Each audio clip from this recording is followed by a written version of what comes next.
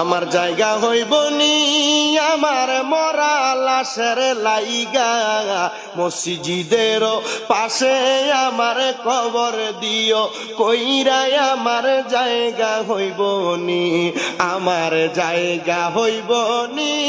আমার মরা লাশের লাইগা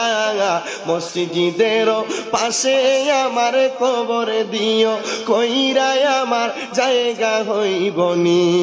এলাকাবাসী রে আমি তোমরার ছেলে সন্তান কয়দিনের লাগিয়া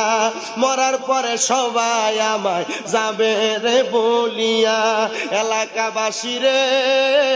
আমি তোমরার ছেলে সন্তান কয়দিনের লাগিয়া মরার পরে সবাই আমায় যাইবারে বলিয়া ওরে কষ্ট হইলে 3.5 হাত মাটি দিও কইরাই আমার জায়গা হইব নি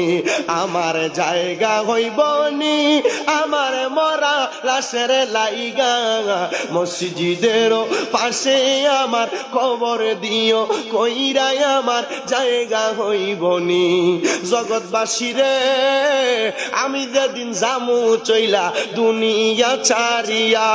ভাই বন্ধু আত্মীয় স্বজন যাবে রে বুলিয়া ওরে 3.5 হাত মাটির ঘরে 3.5 হাত দিও রে শুবাইয়া আমার জায়গা হইব নি আমার জায়গা হইব নি আমার মরা লাশের লাইগা মসজিদের পাশে আমার কবর দিও কইরাই আমার জায়গা হইব নি এলাকাবাসী রে আমি যেদিন জামু মইরা দুনিয়া ছাড়িয়া গায়ের জামা কাপড় সবই নিবে রে খুলিয়া কথা কন্যা ঠিক না বে ঠিক আমি নিজেই গজলটা লিখছিলাম একদিন আসরের নামাজের পরে অসুস্থ অবস্থায় শুয়ে রইছি হঠাৎ করে গায়ের পশমগুলা দাঁড়ায় গেছে মাথাটা চক্কর দিছে ওইটার সাথে সাথে মরার কথা স্মরণ করে গজলটা লিখছি আমি লিখছি সুরে সুরে এলাকাবাসী রে আমি যেদিন জামু মইরা দুনিয়া ছাড়িয়া জামা কাপড় সবই আমার নিবে রে খুলিয়া ওরে সাদা মার্কিন কাপড় আমায় সাদা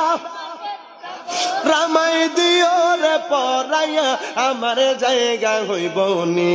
আমার জায়গা হইব নি আমার মরা লাশের লাইগা মসজিদের পাশে আমার মসজিদের পাশে আমার কবর দিও কইরাই আমার জায়গা হইব নি একটা জবানও বন্ধ রাখবেন না আপনারা মোহাব্বতের আওয়াজে বলেন আমাদের আসল বাড়ি যে কবর কথাটা সত্য না মিথ্যা।